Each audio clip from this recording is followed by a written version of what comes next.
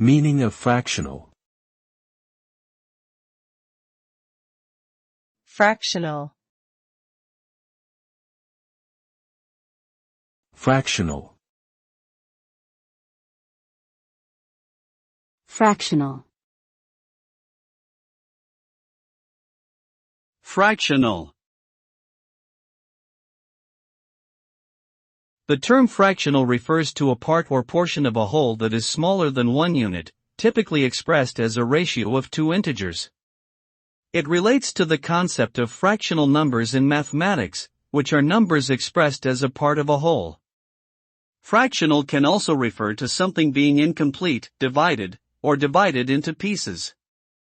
In general, fractional values are used to express quantities that are not whole numbers, and they are commonly encountered in science, engineering, finance, and statistics.